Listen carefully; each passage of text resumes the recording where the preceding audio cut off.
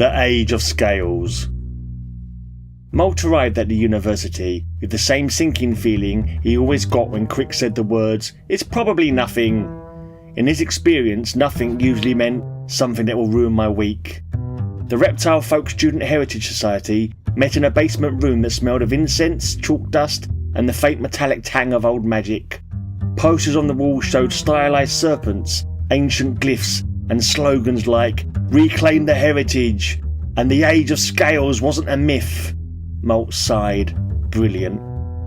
A nervous young Gecko Folk student hovered by the door, wringing his hands. "Agent Molt, we didn't do anything wrong." "I'll be the judge of that," Molt said. "Where's your president?"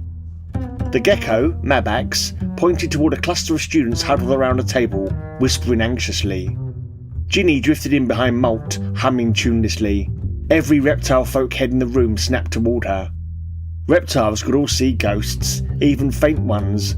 A ghost child was unusual, but one that followed the living, interacted, and hadn't been dispelled was something else entirely.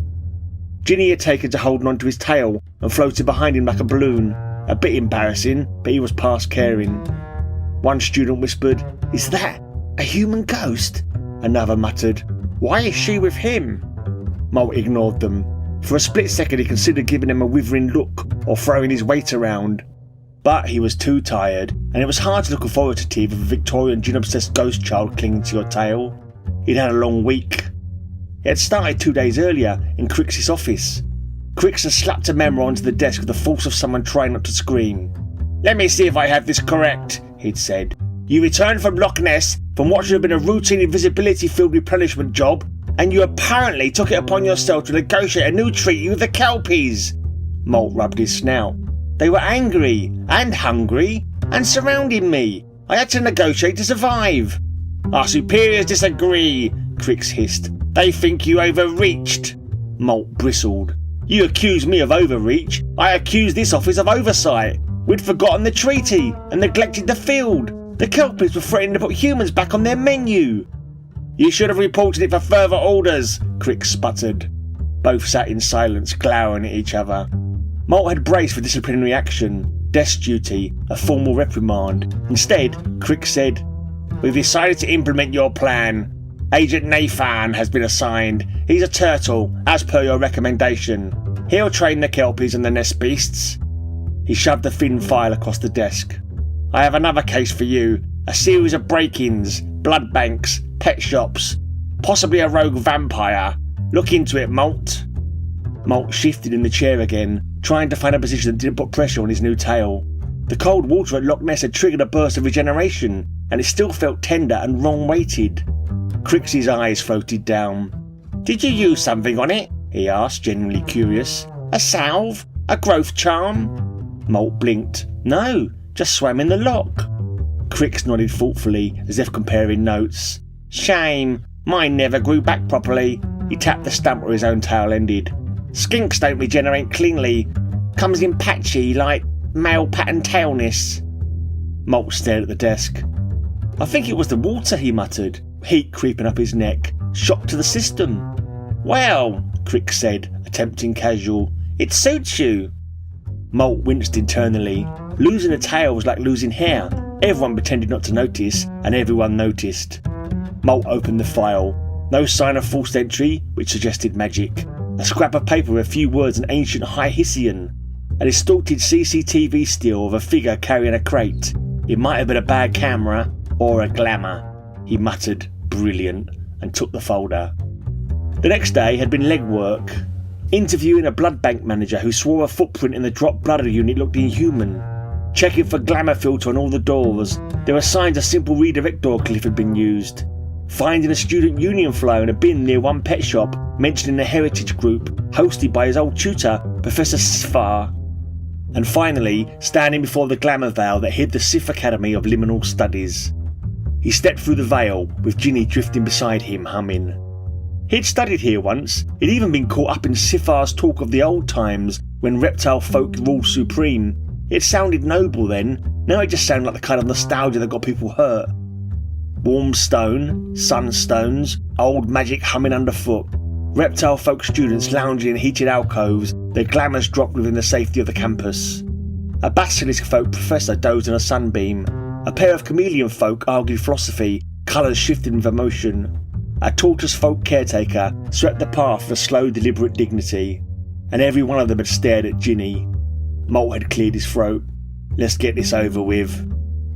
Molt had gathered the members of the heritage group together and laid his facts out on the table. It took less than 5 minutes for them to cave and admit their wrongdoing. Goika, a monitor folk woman at the table, sat up, eyes wide and anxious.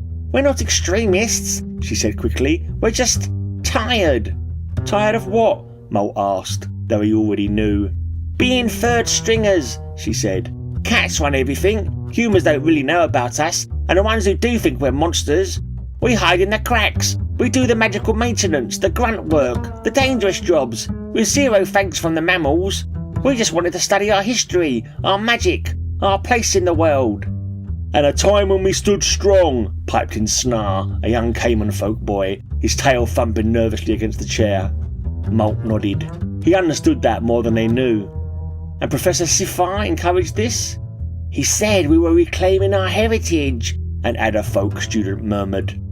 "He said the age of scales could return, that syphilis would guide us."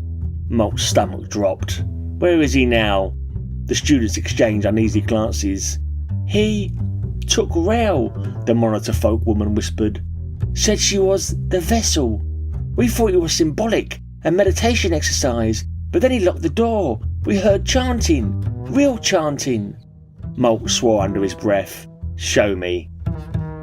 The old reptile folk shrine beneath the university was cold, damp and humming with unstable magic. Molt felt the walls before he saw them, crude, rushed and dangerously misaligned. Professor Sifar, an ancient tortoise man, stood at the centre of a glowing circle. Rel, a young Tuatara girl, was bound to a pillar behind him. The air shimmered with serpentine glyphs. Sifar turned as Molt entered. "Molt," he said, voice calm, almost relieved. "You're just in time to witness the rebirth of our people." Molt raised his hand slowly. "Sifar, this isn't heritage, this is madness." "Madness?" Sifar hissed. "We were gods once. Now we maintain runes for mammals. We deserve more." "You're going to kill that student." "A necessary sacrifice." Molt inched forward, testing the walls, looking for a gap in the defensive glyphs. "Don't try and stop me, boy," the professor ordered. He glanced at his watch, an ancient dagger glinting in his hand. "You were a believer once. I will return syphilis and usher in a new age of scales." Molt took another step, and the ritual snapped around him like a trap. Bindings of old magic coiled around his limbs, pinning him to the floor. Sifar smiled. "You too will serve. Syphilis will rise, and the age of scales will return." Molt muttered, "Syphilis preserve me," out of reflex. Then more quietly to his old teacher, "The age of scales was also a time of war, of sacrifice. You're seeing it through rose-tinted glasses, and that rosy tint is blood." The glyphs brightened. Something vast stirred. Ginny darted forward, tiny hands passing straight through the glowing bindings as she tried to tug Molt free. She pressed her hands into the glowing coils. "Mr. Lizard, get up, please." Mr. Feathers fluttered beside her, pecking furiously at the walls, each strike sending up a faint spark of green light, as if the magic itself was offended by the bird's persistence. The students burst into the chamber, breathless and terrified. "Sifar, stop!" Goika cried. "This isn't what we wanted." "You wanted respect," Sifar said. "I will give you dominion." "No," she said, voice shaking. "Not like this." The students stepped into the circle, not to join him, but to break it. They disrupted the glyphs. They shattered the walls. They freed Rel. They freed Molt. The ritual collapsed in a burst of harmless green light. Sifar stared at them, betrayed.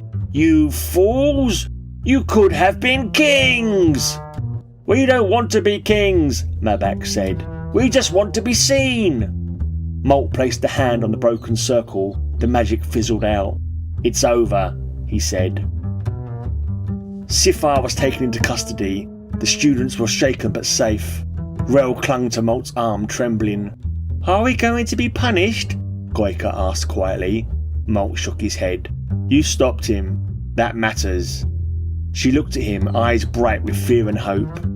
Do you think reptiles will ever be more than third stringers? Molt hesitated. Then he said honestly, we don't need dominance. We need respect, and we earn it by not becoming what they fear. Ginny drifted into the chamber holding Mr. Feathers. She drifted to his side and took his hand. Let's go home, Mr. Lizard. The students stared. A ghost child holding the hand of a reptile folk agent? It was a strange, hopeful image.